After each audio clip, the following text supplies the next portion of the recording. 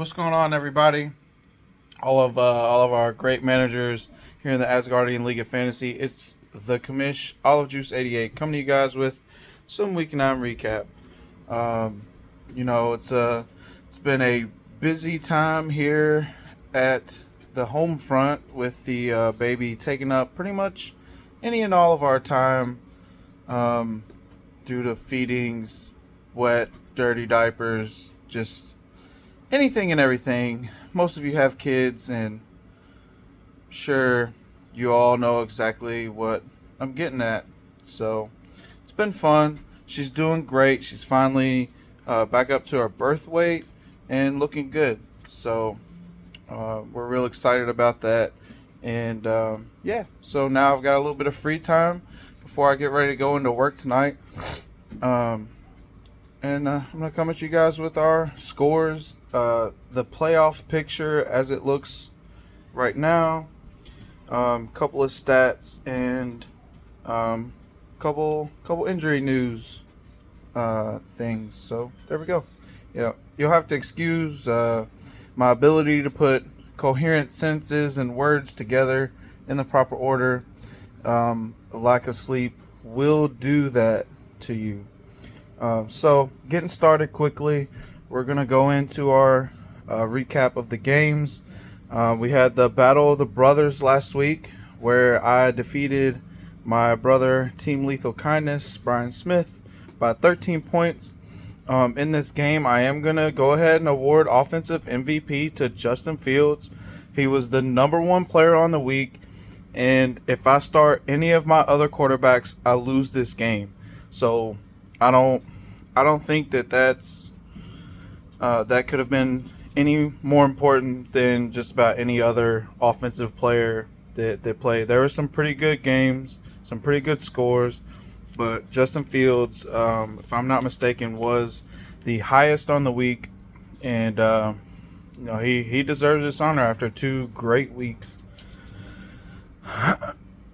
Excuse me.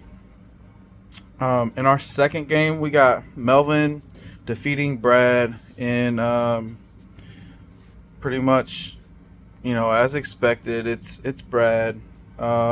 He tries real hard, but when you trade Derrick Henry for Michael Pittman, who plays for a Colts team that just can't get their act together, it's going to be tough. And, he's having a rough go of it. So everybody reach out to Brad. Tell him it's okay. He can console himself with all of the Top Golf stuff, even though he didn't invite me when he heard that they had a soft opening. I'll forgive him, but I hope he keeps losing because of it. So screw you, Brad. Anyway, defensive MVP is going to come out of this game just because he was the highest scoring, and like none of the other ones really affected much in their matchups either. I didn't feel right giving it to a guy who, scored less, but didn't really affect his matchup either. So we're gonna give that to Devin White, 37 points, and just keep riding high so that fall in the playoffs will be that much harder, just like it was for Matt Murphy last year. So we're going to hope to continue that trend and go from there. So Brian Carden taking on my pops, losing again. He tries real hard to, but he is stressing over the Colts dilemma right now. He's thinking about moving his fanhood to Detroit, which is, I don't know if it's really a better choice, but if that's what he decides to do, I'll support you. Like I said, you can come support these Titans with me. We just got a big win against the Packers this past Thursday. We're looking good. I don't think we've got Super Bowl potential, but, we're going to try, see what happens. That was a 45-point game, not even close. Our next game pitted Eric Bray versus Josh Jansen.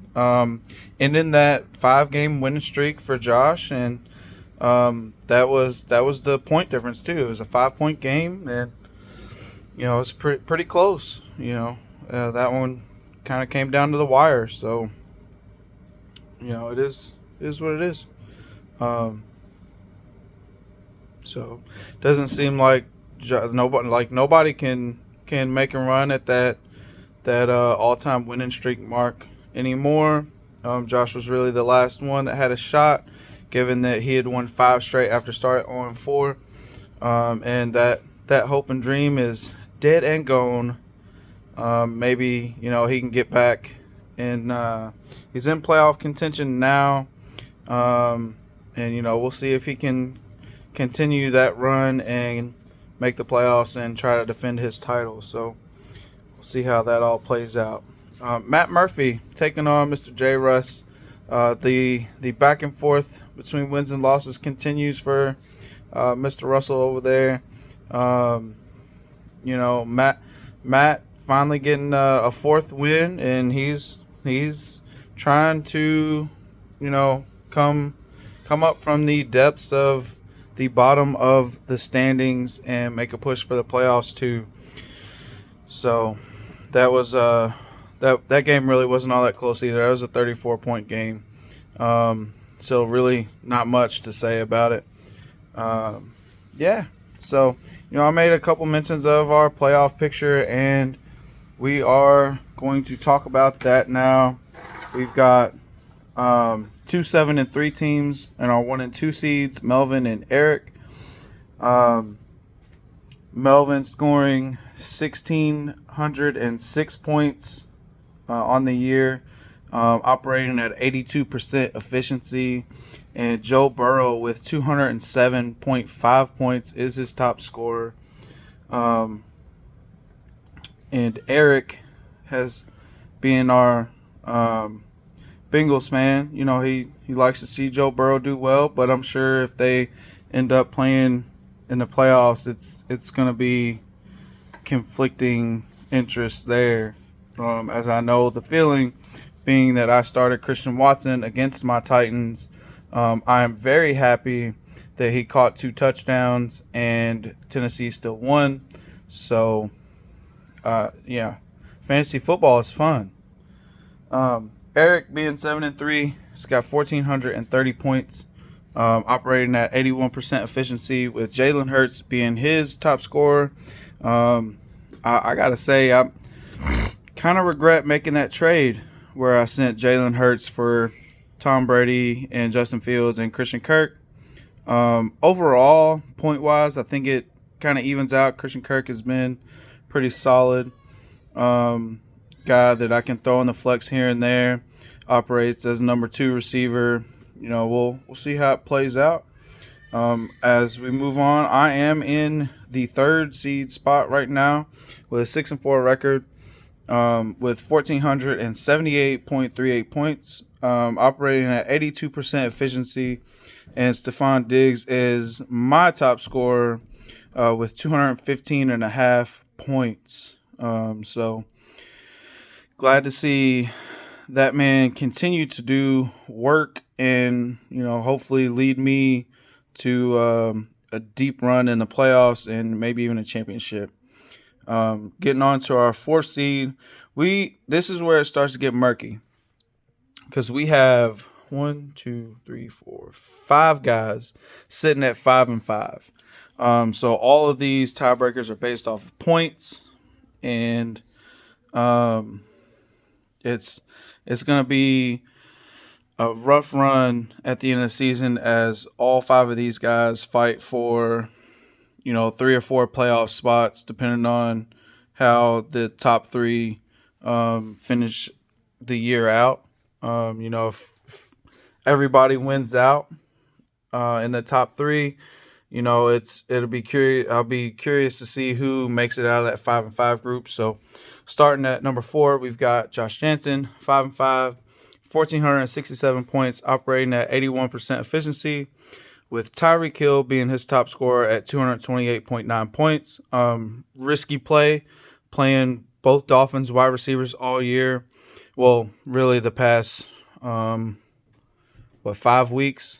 I think they're all on bye week this week, so I'm curious to see what kind of lineup he puts together, and if he can make a run at a W this week, or if he's just going to end up dropping to 5-6 and making it that much harder to make the playoffs. Then we got in fifth Brian Carden at 5-5 with 1,329.86 points, operating at 80% efficiency, with Geno Smith being his top scorer with 190.8 points. Geno's done great with Seattle, replacing Russell Wilson.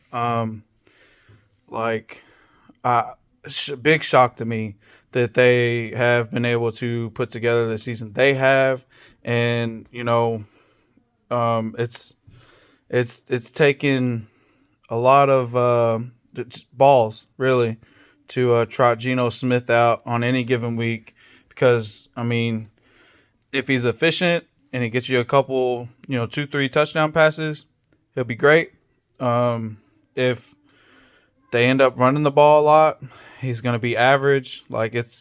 You never know what you're going to get there, I think. And overall, that's just probably one of those teams that have a lot of guys that are putting up, the same amount of points, and the results end up being pretty solid on the fantasy, in the fantasy weekend during matchups and all that stuff. So our last playoff spot right now is slotted to go to the other Brian, my brother, Brian Smith, 5-5, 1,320 points, operating at 85% efficiency, tied for first in the league with Josh Allen as his top scorer, 250.9 points. It's been a rough year. He's lost two starting running backs in Breece Hall and Javonte Williams. So trying to piece together his running back room has probably slowed him down, and it's got him in danger of being towards the bottom again, and looking at holding these nuts for another year. I don't think that's going to happen. I think he's going to close out strong and make the playoffs, and he'll be able to pass that trophy on to whoever ends up losing the toilet bowl. So starting off in the toilet bowl right now, we've got Brad at 5-5, 1,304 points, also operating at 85% efficiency, with Travis Kelce being his top scorer at 191.5 points. It's Brad.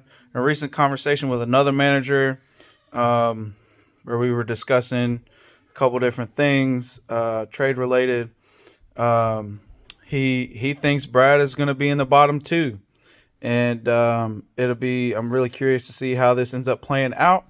I think Brad could make a push and make the playoffs.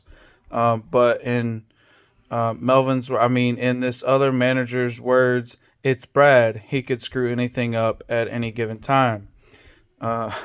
So there we have it. J. Russ, putting in a strong effort in his first season here in the A.L.F. 5-5, sitting at 1,270.54 points. It's the second lowest points in the league, but he's had some really up weeks and some really down weeks. So it seems like with his roster, if he can get some consistency going there, he could really do some things. Austin Eckler is his top scorer at 211.1 points. After trading, I think that was the trade that sent Saquon to Eric and Eckler over to Mr. Russell over there. So we'll see how things play out in the last few weeks of the season. We got Matt Murphy at 4-6, so he's right there with everybody, sitting 5-5 pretty much, because anything could happen in these last few weeks, and you could really see Matt Murphy jump 4 or 5 spots and be sitting in the middle of the playoff picture. He's got 1,342 points, so that's higher than two of the guys that are in the playoffs right now.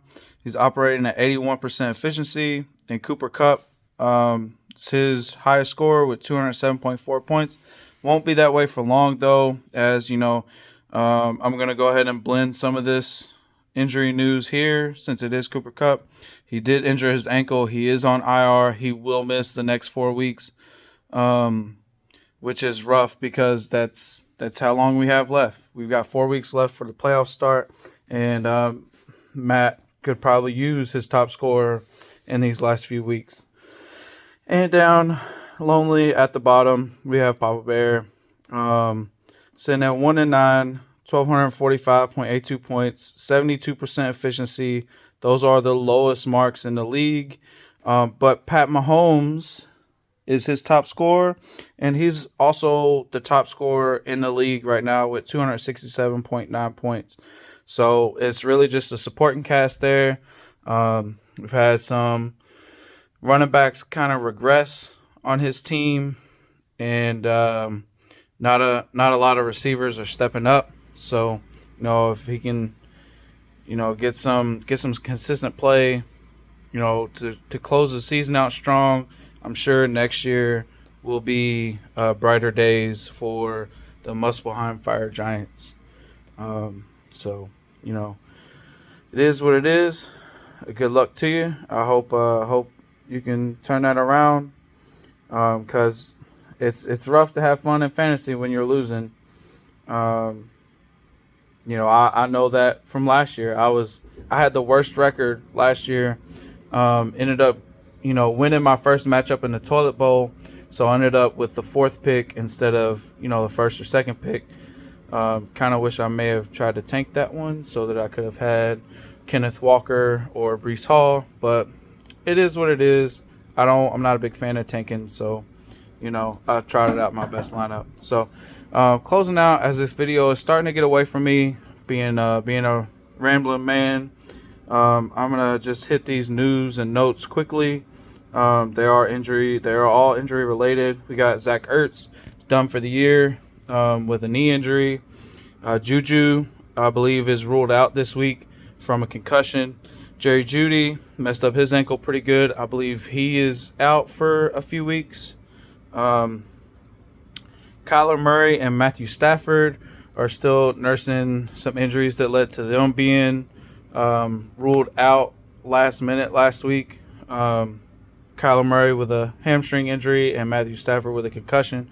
I believe they're game time decisions this week. Matthew Stafford might have been already been cleared to play. So, and Ezekiel Elliott with a knee injury, he's missed the last 2 games, and I do believe he is expected to play this week. So, all that being said, I want to wish you guys luck this week in Week 11. Next week, it'll be a lot of the same here. We're gonna recap the games. I'm gonna touch on Rookie of the Year and Play of the Year candidates, and if any major news hits, I'm gonna touch on that too. So, good luck to you guys here in Week 11. Sorry for the long video, but I'll see you next week.